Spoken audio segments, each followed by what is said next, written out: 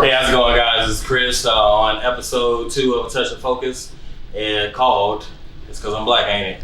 And we got special guests. Trey, aka Prince. Caleb. I'm AO. And we got a lot to talk about, so let's dive right in it. So the first topic at hand we want to talk about is inequality. What does that mean to you? Basically, inequality is, if I want what the white man got, I gotta work 10 times harder. That's inequality. I shouldn't have to put in more work than he has to do because he's white and I'm black. Like, if I graduated from Harvard, he graduated from Harvard, and I want the job, he want the job, we got the same qualifications, why can't when I step in that interview room, I get the same treatment? Why is it as soon as I step in the interview room where you hear my name, it's an automatic disadvantage? That to me, that's not fair. Or why is it that Brad can have hair in his face, but I can't have my hair in the bun? Or, braids. Why is that? To me, that's inequality. I feel like inequality for me, which that is to me like the base of inequality. That's like the main thing that everybody focuses on, and that's the main issue that really hurts a lot of people. But when I think of inequality lately, at least, I've been thinking about the treatment and like the mental care and appreciation, I guess you could say, of the black community and how it is not equal at all to our counterparts. Like, basically what I'm saying is, if I get sick and go to the hospital, and Chad gets sick and go to the hospital, he has a better chance of receiving better treatment, more consistent treatment, nicer nurses, and this is coming from actual experience. When I was in the hospital, a lot of the times when I was calling for a nurse to come help me, come give me some type of medicine because I was in pain, literally throwing up my insides, they were thinking that they thought I was faking or trying to get attention. They thought I was trying to take pain meds because I was some type of pain med addict or something like that. Yeah, for pain meds, like I smoke. You know what I'm saying? Like, so that's to me what inequality is: not getting equal treatment, not just in the workforce and stuff like that, but like even when it comes to things that it should be common human like nature to, if you're in the workforce as a medical person or a doctor or whatever the case may be, to help everybody the same. But they don't show the same treatment to black people at all. And that's why we die at higher rates in hospitals, out of hospitals, in jail, out of jail. No matter where we go, the inequality is there and it affects us in so many ways. That's true. Inequality can kill us, actually. My mom went to the doctor. She had something wrong with her shoulder. She had to have shoulder surgery. That's hard to say. And the doctor pretty much, I was on the phone with my sister, so we were all in the room with her before she went in for surgery. And he was telling her like, oh, well, you told me your shoulder hurt when you did this, but you just said this at the third, so technically you were lying. But let's try to be truthful at all times, because if we did this surgery, then you would have caused further complications. She was like, well, how am I lying to you if it does hurt when my arm does that? Like, he's like, well, you have full range of motion, so it doesn't hurt when you do that, or it shouldn't hurt or whatever, but it does. And he was disregarding her, and it comes to find out, when she said something about it, he denied the claims that he said that. And we were both on the phone, we heard it, my sister was in the room, I heard it, she heard it. He tried to deny it, so say it was something else serious like that, and something, God forbid, did happen, he would have still been able to lie and say he didn't say that, he disregarded something that was hurting her. And get away with it. Yeah. So it can kill. Inequality can kill. Say a black person. Let's name this black person Elijah. We'll go to Elijah. Okay, say Elijah's here with us, right? And we ask Elijah, hey Elijah, how you feel about inequality? And he goes, well, I've never faced inequality, so to me it doesn't exist. Pull a Lil Wayne. Oh no, yeah. Basically pull a Lil Wayne. Yeah. So what do you do? You educate him on how to do it. Yeah, the old me would have spazzed. What do you mean? Yeah, probably still would do that today. That day, realistically. Yeah. But like, I would like to believe that the me that is growing would try to sit him down and talk to him. The problem is people who think like that, they don't just say, oh, well, I don't think that it exists because I've never experienced it. They seem, that's where my problem comes from. They seem to go on the aggressor.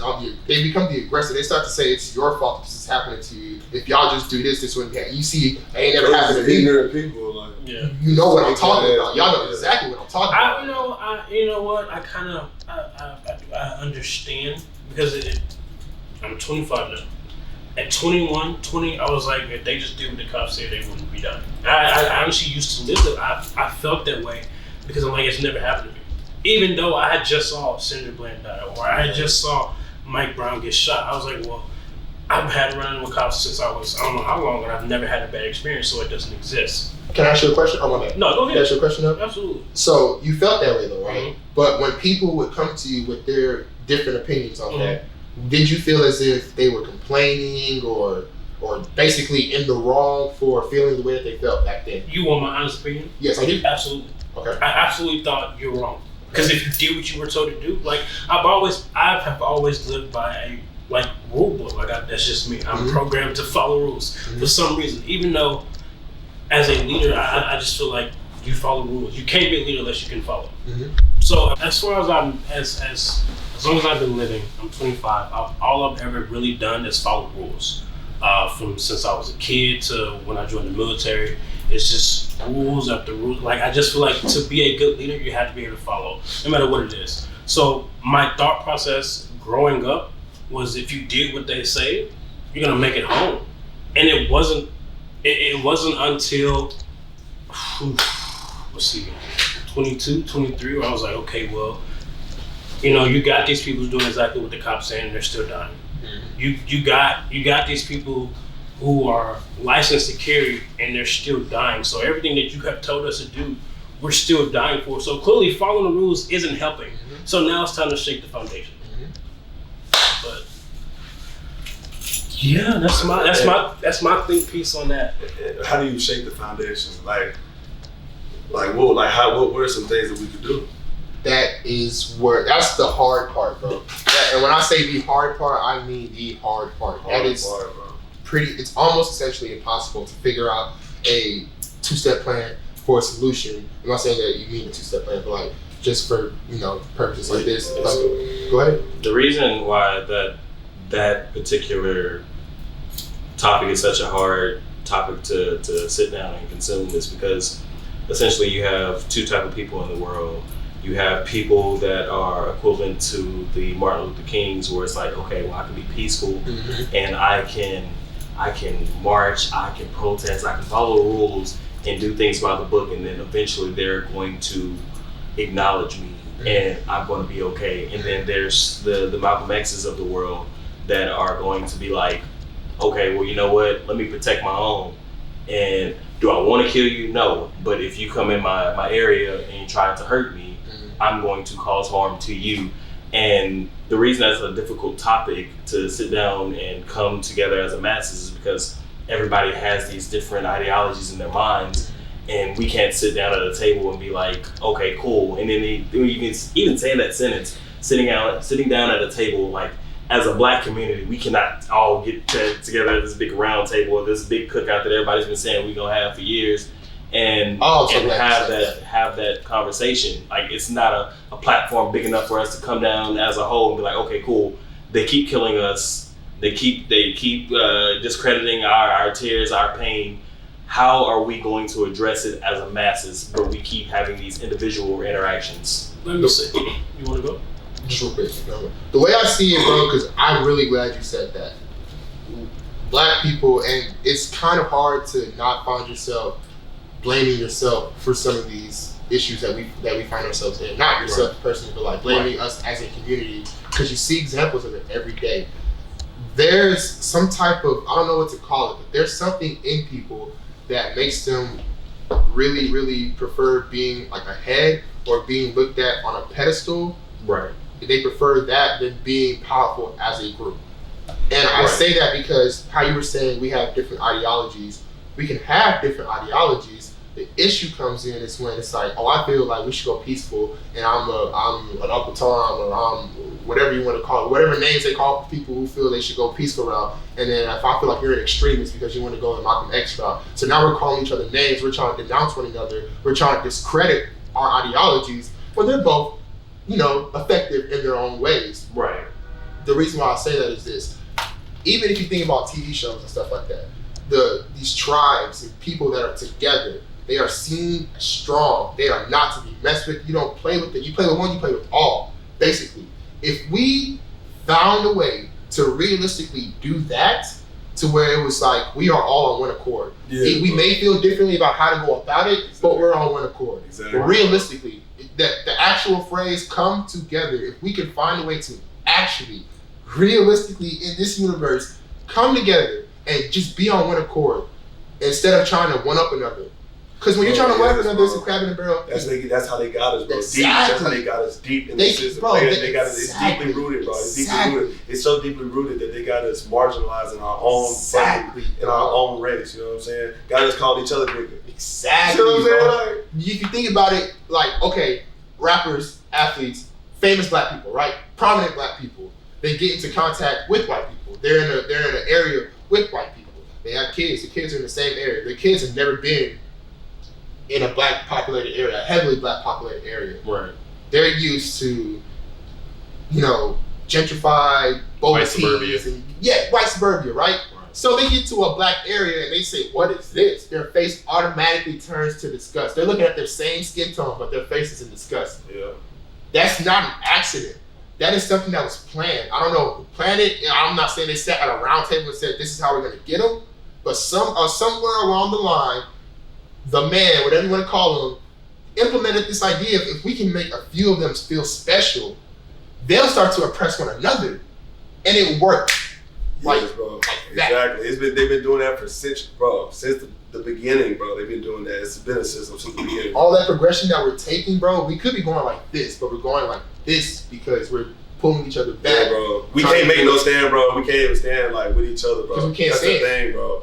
We can come up with plans all day, bro, but we don't gather and like mobilize and assimilate as a black community, you know what I'm saying, together instead of tearing each other down. That's the system they got in place, bro. It's a big like canyon in between there, bro. Like we gotta get together first before we go out. You see what I'm saying? So, it's crazy because people are gonna hear this and they're gonna be like, they're gonna roll their eyes at what we're saying because they've heard it so many times. Yeah, how you were saying earlier, they're desensitized to it. They don't even register what we're saying. They don't register how powerful coming together as one could actually be. Yeah, bro. We spend all our time on Twitter looking at all these other like things that go viral and stuff like that. Yeah. Bro, I'm telling you, and bro, I'm guilty of it too. We all are. Yeah, bro. Like we can make a huge influence in it. And here's our contribution to Twitter right here. Like this is our video. Like we hope like this will get attention. You know what I'm saying? Like it's got to be stuff like this that's gonna bring us together, bro. It's gonna blow up, bro, if we do. And what was your thought earlier, Jay? You were basically talking about a platform or something of the sort where all the black people can get together. We have that platform. Whether you guys use it the right way or not, social media has been around since 97. That's 23 years. 23 years we've had access to social media and we've been using it the wrong way. There's no reason why, because let's face it, I want to say this, black people run Twitter, bro.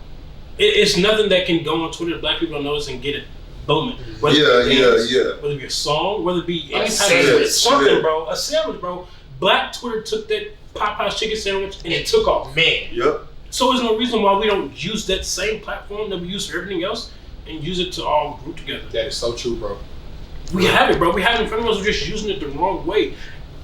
Like I said before, bro, if you have the tools, use them. Mm-hmm. It's no reason why Facebook, Twitter, Snapchat, Instagram, like those are social media sites that are very prominent that we don't use the right way. For what? We use them and don't get credit for the stuff that we put on there, though. Even so, we need to get together with each other, like you know what I'm saying, like say something, like make a stand, something, bro. Like it's got to be something, bro. You got to think about it. Change didn't happen until like think about the sit-ins, bro. That was something drastic, bro. Something drastic needed to happen, but it only happened because of black people. Not only the black people, but there was also white people and also non-whites in that hole. Sorry, it was him. But yeah, there was also just a whole bunch of other non-whites and whites in there training. Remember that video I showed you about the butler? Yeah, like that. It took something drastic, but they had to come together to be able to do that in the first place. Okay, so question: how do you get Lil TJ from 97 about to come do a sitting? How do I get Lil TJ from 97 about to come do a sitting? Or Lil RJ over there who been selling weed all day. How you get him to come do a sitting? You have to gather your community. You have to become a leader within your community. A lot of the people, I didn't think a lot of the people, bro, have and it's kind of sad to say, but it's true, a follower mentality. Mm-hmm. So it's a lot easier to get behind a group. If we could just get the ball rolling, I really honestly feel like that would be, I'm not gonna get off topic, but I really feel like that would be the way that we basically break into this giant wall that's in front of us that's stopping our progression. If we can just get that ball rolling and make it some type of popular, some type of you get something, you gain something from doing this. And yeah, you shouldn't have to gain something for wanting stuff like this, but if you can gain something from doing this, and we all start this, right? Let's say this video blows up, and then another group of guys start doing this, and then another group of guys start doing this, and now all across the country, there's a group of guys doing stuff just like this. So everywhere, every day, there's videos being dropped. That means the seed that we plant, bro. It's taking off. Exactly. To touch on the point you said, bro, you said how we had the social media for all these years, but using the wrong place. Bro, it's been so many videos like this, people talking and stuff like that, but it don't be about the right topics. It don't be about important stuff, you know what I'm saying? And that stuff goes viral all the time. Like, if this does, you know what I'm saying, that'll show some progression, you know what I'm saying? And also, I was gonna say, bro, we literally have Drake coming out here talking about, hey, let's do this dance. And then we all do the dance. That's what I'm saying. And the world loves it. Exactly. Bro, why can't we do that with some social justice, some inequality? A lot of people don't want to take that. So like this, you're an athlete, right? Yeah. You can't win without losing, bro. True. You can't win without losing. Very true. You definitely can't win without putting. I wholeheartedly agree with that. Putting in all work, bro. Yeah. You want justice, you want equality, you want whatever you're seeking, you want change, you're gonna have to work for it. And yes, you're gonna take a few bumps, you're gonna hit a few roadblocks, you're gonna hit a few obstacles, but guess what? You need to get up and keep going, bro, because it's not gonna change until someone says, okay, I'm not gonna quit. Yeah. Because everyone has the same mentality, hey, okay, I can't keep going. That's it. But see what you're saying, you say I was an athlete, right? I played on team sports. And as a team, if we were down 25, and this is not a brag, but this is an actual story, down 25, freshman year of college, came back and won, right? I didn't do that by myself. I had 4 dudes hoping, going hard. Imagine you multiply that. 5 dudes on the court, 5 dudes behind us, 5 dudes behind them, 10 behind them, 1,000 behind them. It's a lot easier to shut down something that 30 people or 100 people are doing than it is to shut down 100,000 people doing the same thing in different areas. Now you have to exercise, you have to bring out more energy, you have to bring out more forces to try to suppress this. And if you see people, if people like us see, oh, there's a group of people marching here, and a group of people marching here, and like all the major cities, like if someone was to go to New York, LA, Dallas, New Orleans, all the big cities, bro, and they started major marches there, the small cities would be like, we can do that too. Eventually, this is just an example, but that's something that we're gonna have to do. That's, to me, if y'all find another way, more power to y'all. But to me, that's the only way that I see that we're gonna make any actual progressive change, is if we made them come together. Long story short. So to piggyback off of that, I understand the whole idea of a team sport. Like you get that, but say put it in perspective like this: your championship game, right? So everybody's there, everybody's being progressive, everybody's marching, everybody's being that voice. Your star guy, point guard, tears his ACL. That puts more strain on you, because it's like, dang, like we was all healthy, we were just moving and doing what we were supposed to do, and he hurt. But so you take that and then flip it to what's happening in the world. Everybody, we marching, we staying together, we staying strong. We're like, yo, we don't need to be dealing with police brutality. We're tired of the Karens in the world calling us because they're afraid of our skin tone. And then you see Lil Jamal, or you see Ahmad, or you see Trayvon get killed, and it's like, it's disheartening. Exactly, and then it is knocks people off course. It's definitely disheartening, bro. I agree with that. But as someone who grew up as someone who's in the military, bro, if I see my brother fall, whether it's for a short period of time or he's gone home, then it's my time to rise up. Because if I fail he's already gone. I can't fail him too by failing. I can't. I have to pick up the slack and keep it pushing. Yes, bro. Because there's somebody behind me. If I don't make it, they gotta come up and do the same thing. Someone's gotta pull the slack, bro. Whether people want to believe it or not, we are our brother's keeper. So if one fails, we need to pick up his slack and keep. We're only as strong as the weakest link. No matter. So if AO's a star player, you got AO LeBron, right? You got AD, and I'm Rondo. They gonna have to look, bro. I don't get my dimes out for show, but they got to get the buckets. it's a team sport, but somebody gonna have to pull more slack than the other. Yeah. That's the way. He's basically put in better words for what I was trying to say. If we're gonna do anything, if someone does go down, our mentality is supposed to already be at a next man up type of mentality, not to be a cutthroat. We didn't care about him, but it's we have a goal. We gotta reach that goal. We got a place to be, and us focusing on you going down is not helping us get there, and we have to get there. There is no choice. There is no more options. You see what happens when we don't get there: slavery, oppression, racism, all that stuff. Because the moment we give up, that's it. Exactly. We're definitely getting. If the moment we give up, they're definitely gonna enslave us. Exactly.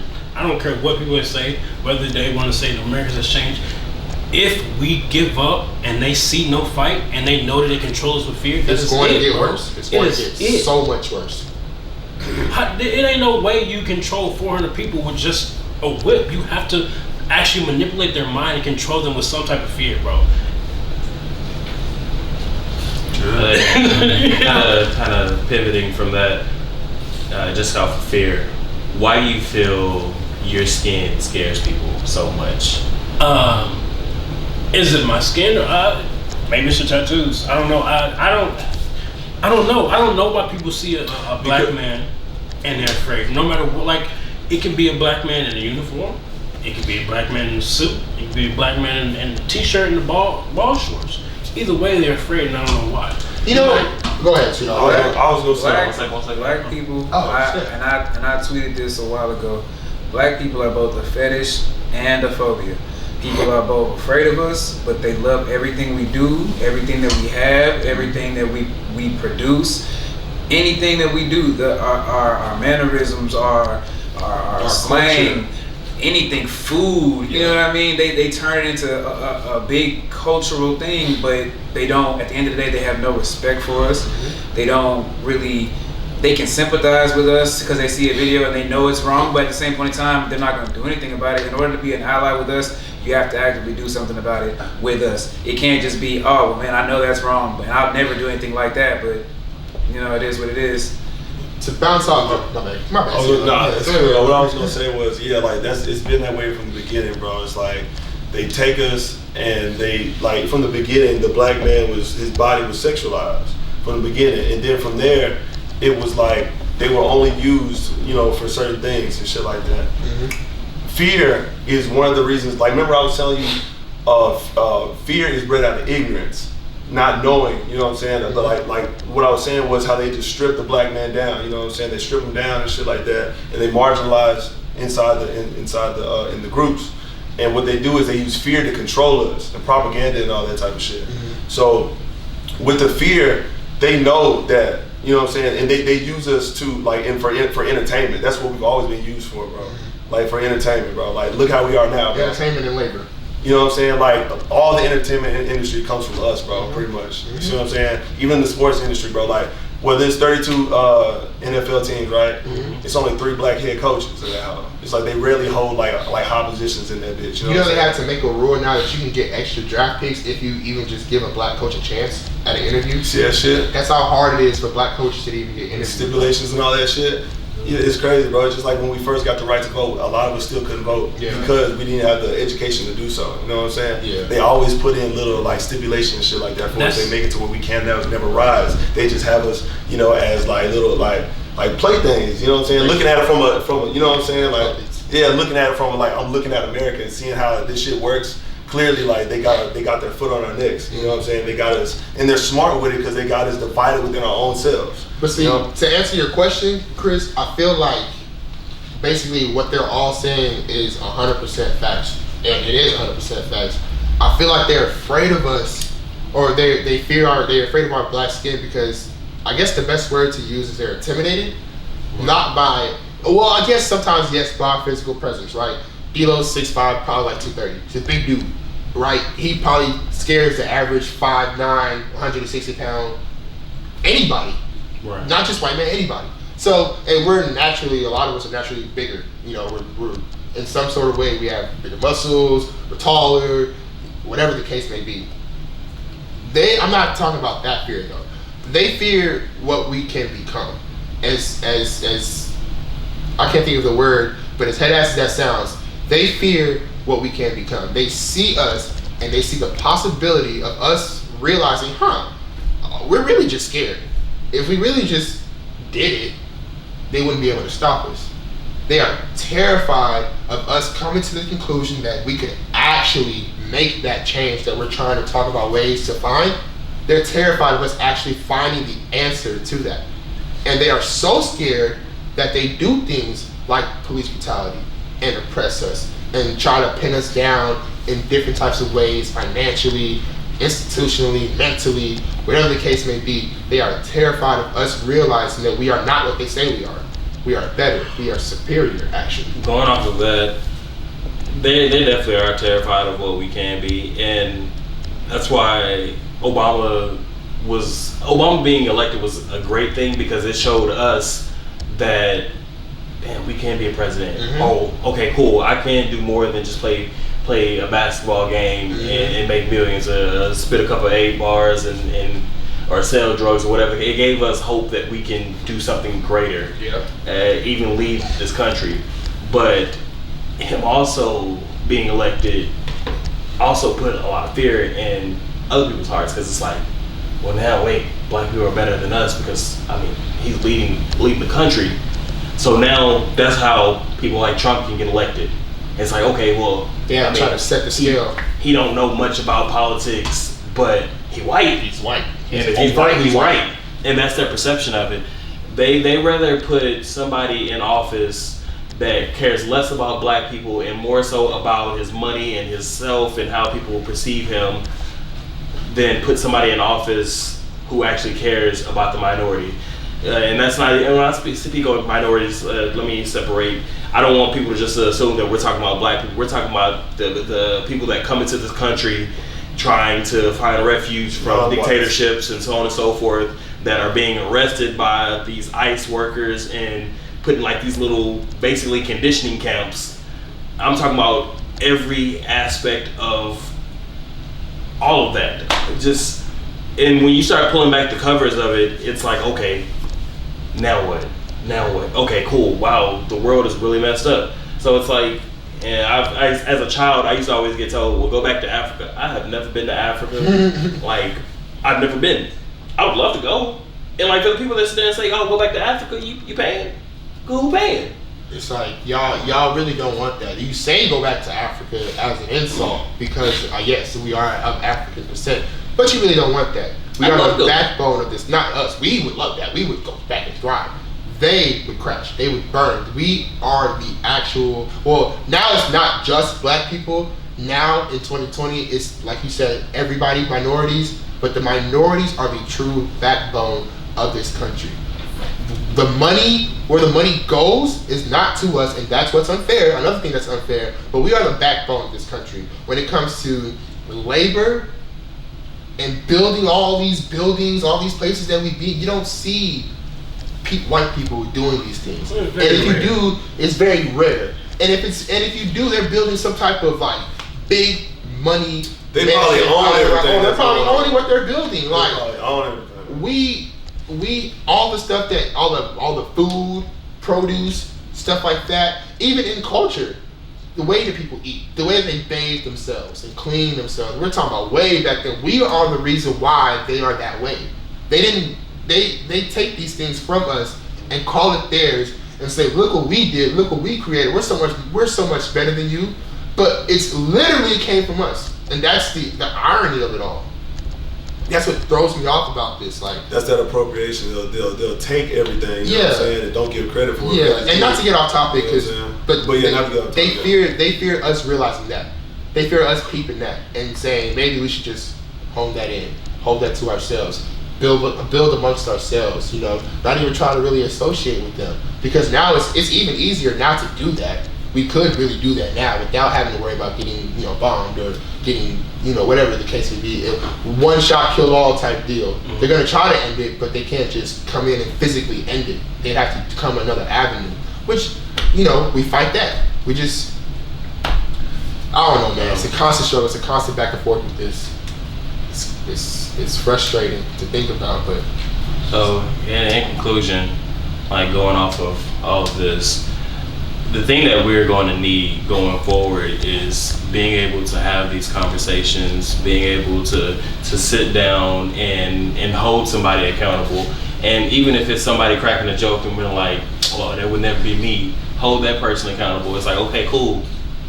Pull somebody else up. If it's not you, pull somebody else up. If you never experienced injustice, go and watch a video and tell me you don't feel the pain that somebody's going to have to feel watching their child be killed or their mother being choked out.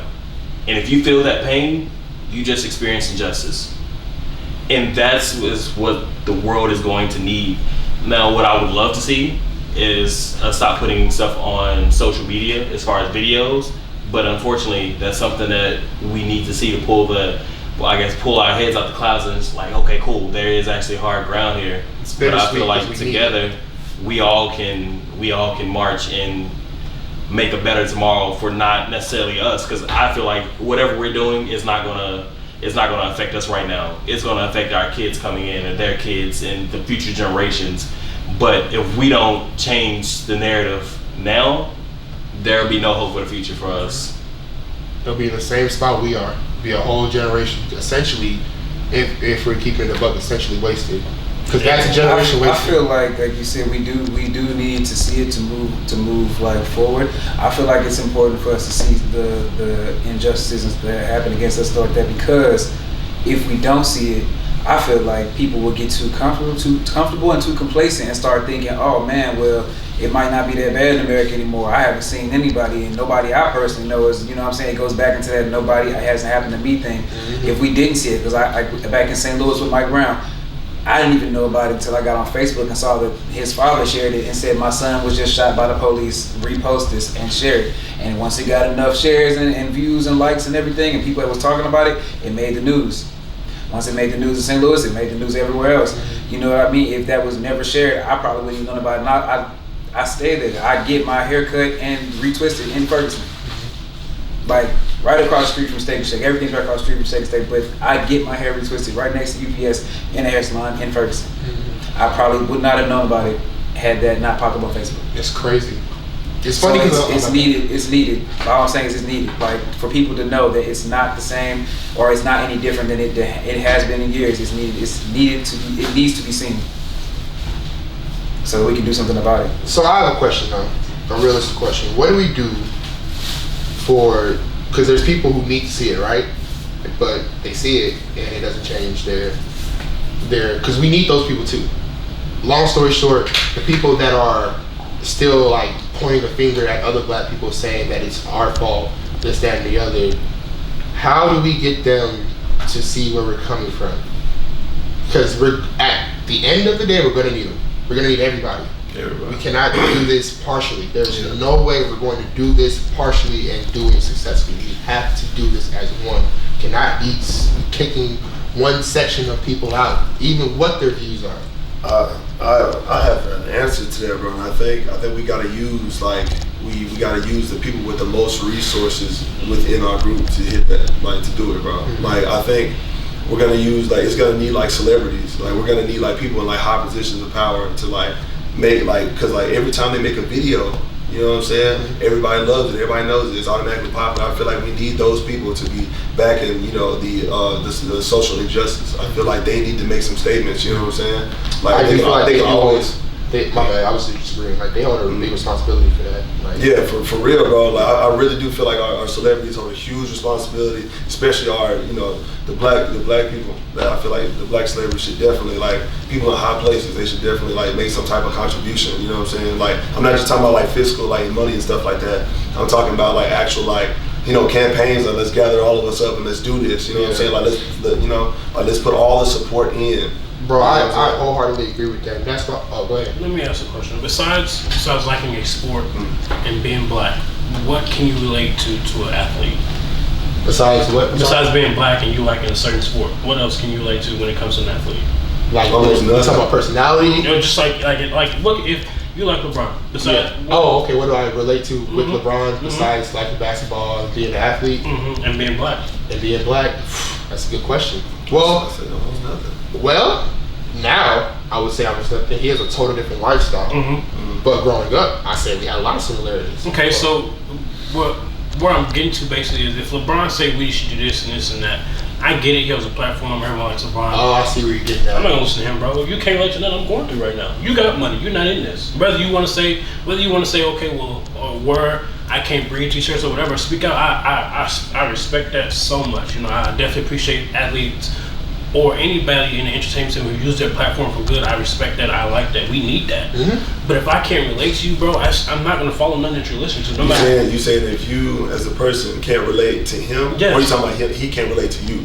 Either way, he's a way. So you saying if you can't relate to that celebrity, or like whoever it is. I feel like LeBron can relate to. I think you should, even though I think you should still get behind like the cause, like it's all a bigger picture. They should. But what we want, if we want to start this movement, we shouldn't rely on celebrities. We need to rely on our peers. I agree with what you're saying. What I feel like is this. We shouldn't rely on them, but they do play a major role. Oh, absolutely. It's like being the point guard on that starting five. They play a major because they have that platform to do so. Now I agree with you. Right now we don't relate with a lot because you have all this money, you're living in a nice place and all that good stuff, right? That's cool and all. What I'm saying is, we still need them to at least spread like awareness, at least spread the word out. You know what I'm saying? Because if we say we're not going to listen to them because they can't relate, that's just another avenue of us pulling each other back. And I know where you're coming from, and I completely understand where you're coming from. That's why I was upset with Lil Wayne for a long time. Lil Wayne got on Undisputed, I think in 2014, it was I never experienced racism, so I don't really believe in that. Like, my dude, we get it. You've lived since 14, a great lifestyle surrounded by money. But this was your opportunity. If there ever was one, this was your opportunity as Lil Wayne. White fans and black fans and Hispanic fans and Asian fans alike, they all adore you. To say, hey, I may not have dealt with it, but it's happening. I see the videos, I see the tweets, it's happening. Let's call attention to it. And he failed us, bro. Whether we want to call it that or not, he flopped. No, he did. He failed the black community. He flopped when it came to that. He absolutely failed the black community. And I held a grudge against him for a very, very long time because it was like, dog, you had one job. One job. It's not my job. Yes, it is. Are you black? It's your job. Yeah. It's all of our jobs. Otherwise, we are not getting nowhere.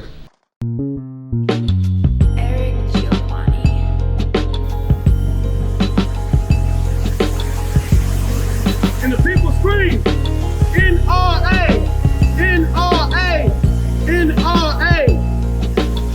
An active shooter walks inside of a Walmart Saturday morning. He has three things on his mind: satisfying his master, living in infamy, and ridding the world of any more of those Mexicans unbeknownst to me or the deceased. The supermarket returned shooting range, trigger man executioner, and a faithful Sabbath with the last day entering a holy temple or a tomb or a Walmart, however you name it. He decided their fate. His master be a happy cracker, good old boy pulling triggers, killing niggas, or Muslims, or wetbacks, anybody but the pale-faced cowards doing the shooting. Yet we are the thugs, the neighborhood terrorists, are super predators, but in the eyes of the shooter, all you see is blue sky. And that damn showing my ideology, but based on reptile psychology. The shooter and our society go hand in hand. It's an active shooter. But this ain't some hands up, don't shoot shit. This is remnants of Ku Klux regime, tearing skin from bone. Hate foaming like rabies, and we are the savages. Bullets ring like sirens on present-day genocide. This hippie free soil. Yet when I look, it's no black face. It screams of I can't breathe. I feel the earthquake as I see a barricade of protection around hell's angels, now America. Seen as a hidden agenda in the not-so-White House or the penal system. When God caused the mass exodus, I do not believe in mass shooters coming through exit gates, screaming NRA, NRA, NRA. Another bloody Sabbath, or a hate crime, or God's will. I hail from a place where your skin color can decide your fate. Speaking of faith, God's spoken to end the days, and when you see scripture become reality, all we should do is pray. Upon his return, there's mercy in his eyes and hope in his heart. 340 U.S. mass shootings in 2018, which means there were nearly as many shootings as days in the year.